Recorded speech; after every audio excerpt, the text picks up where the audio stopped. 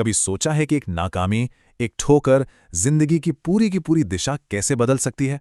आज हम एक ऐसी ही कहानी को समझने वाले हैं जो शायद हम सब के अंदर कहीं ना कहीं छुपी हुई है। एक असफलता से मिली नई शुरुआत की कहानी।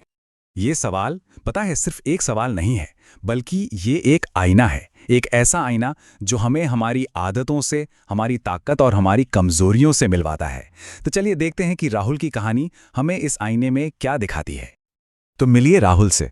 सपने तो बड़े थे, लेकिन आदतें वो थोड़ी लापरवाह थीं। बिल्कुल हम लोगों जैसा ही एक साधारण सा स्टूडेंट जो जिंदगी की लहरों पर बस बहता जा रहा था, ये सोचे बिना कि भाई ये लहरें उससे ले कहाँ जाएंगी। राहुल की अपनी एक अलग ही दुनिया थी, अपनी ही धुन में मस्त। मेहनत, अरे वो तो पुराने जमाने की बातें थीं। और पढ़ाई, वो तो हमेशा कल पर टल जाती थी, और वो कल कभी आता ही नहीं था। उसे लगता था भाई किस्मत में होगा तो सब मिल जाएगा, कोशिश करने की क्या जरूरत है। लेकिन एक इंसान था जिसे आने वाले तूफान का अंदाजा था। उसके पिता। उनकी हर सलाह में सिर्फ शब्द नहीं थे, बल्कि एक पिता की चिंता और जिंदगी भर का तजुर्बा छुपा था। पर राहुल के लिए ये सारी बातें किसी पुराने गाने जैसी थीं। सुनता था और बस मुस्कुराकर टाल देता था।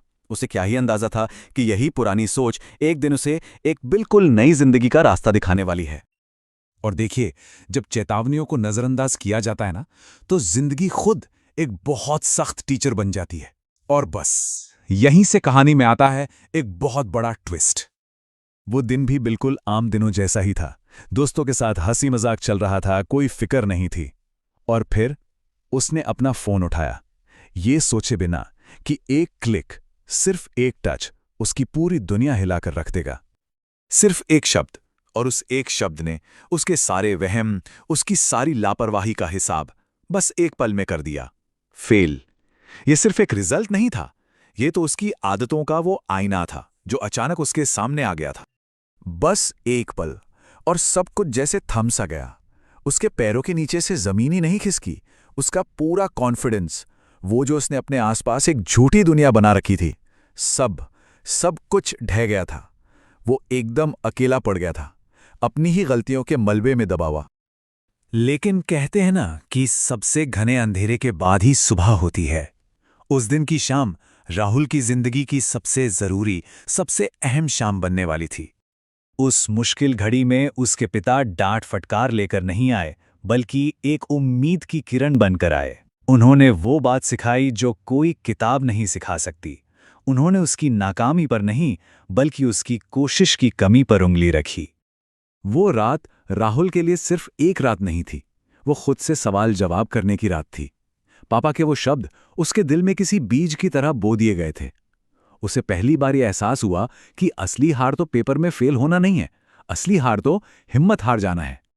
और बस इसी एहसास के साथ राहुल की असली लड़ाई शुरू हुई। ये लड़ाई किसी दुश्मन से नहीं थी, ये लड़ाई खुद से थी, अपनी ही पुरानी बिगड़ी हुई आदतों से थी। देखिए, बदलाव सिर्फ सोचने से नहीं आता, करने से आता है।